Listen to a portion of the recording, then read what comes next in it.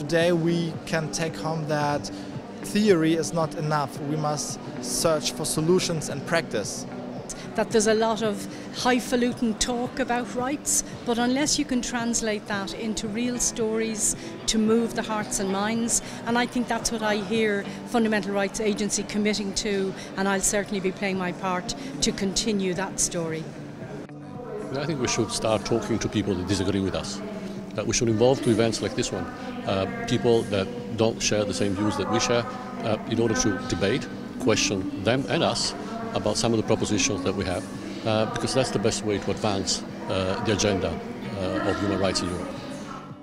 I hope to make people care about human rights by talking about it in a way that everyone can understand.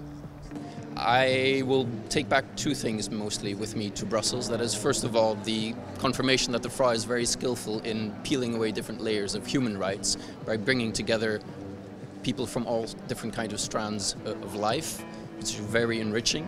And secondly, the concept of storytelling. And I will think about how I can incorporate more the concept of storytelling in my legislative work. I think it's important to keep in mind that we are all here to tell the same story, and that it should be positive, and that we should really be constructive in the story, and put together people of different mindsets as well in safe spaces. I think we have much more simple our message, because we are trying to speak very organized and very difficult to young generation, and the young generation has other language what we are normally using in European institution. As a result of this forum, I'm going to continue to engage with people outside of human rights sectors. I'm going to continue to raise human rights issues with different players and partners, which is broader than my traditional pool of people. In addition, I'm going to continue to ensure that young people can engage in these structures, and that we continue to develop our intersectional approaches to how we work as a sector, but also how we bring more people and their experiences into discussions.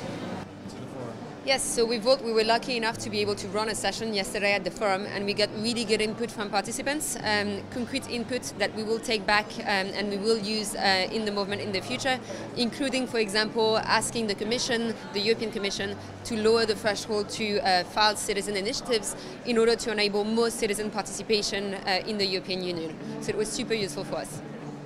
Puisqu'on a vu durant ces journées du Forum de la FRA que les droits humains aujourd'hui doivent être protégés plus que jamais.